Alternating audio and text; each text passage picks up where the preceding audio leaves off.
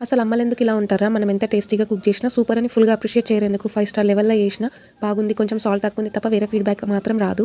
మీ అమ్మలు కూడా ఇంతేనా? అమ్మలు ఒకవేళ మీరు ఈ వీడియో చూస్తే కామెంట్ సెక్షన్‌లో చెప్పండి. ఎందుకు మీరు మీ పిల్లల్ని వంట చేస్తే పొగడరు అని.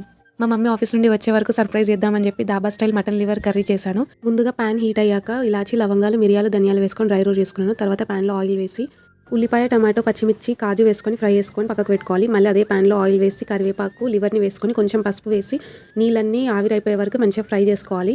మనం ముందుగా డ్రై రోస్ట్ చేసి పెట్టుకున్న మసాలా, ఆనియన్, టొమాటో, వాటర్ వేసుకొని మెత్తగా పేస్ట్ చేసి పెట్టుకోవాలి. ఇక లివర్‌లో జింజర్ గార్లిక్ పేస్ట్ వేసి కొంచెం సాల్ట్ వేసి పచ్చివాసన పోయే వరకు ఫ్రై చేసుకోవాలి. దాని తర్వాత మనం ముందుగా చేసి పెట్టుకున్న మసాలా పేస్ట్‌ని యాడ్ చేసుకొని మంచిగా మిక్స్ చేసుకోవాలి. ఈ మటన్ లివర్ అన్నది చాలా హెల్తీ. పిల్లలకైనా పెద్దలకైనా ఎవరికైనా చాలా బలాన్ని ఇస్తుంది. బ్లడ్ తక్కువ ఉంటే బ్లడ్‌ని పెంచుతుంది.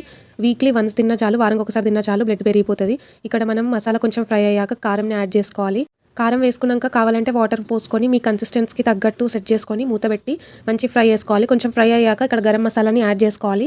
గరం మసాలాని యాడ్ చేసుకున్నాక ఆయిల్ అంతా మంచిగా పైకి వచ్చే వరకు ఫ్రై చేసుకోవాలి. ఆయిల్ తేలితే కర్రీ రెడీ అయిపోయినట్టే. నాన్న తిప్పలు పడి ఇంత పెద్ద ప్రాసెస్తో కర్రీ చేస్తే మమ్మీ జస్ట్ తలూపింది బాగుందని అంతే.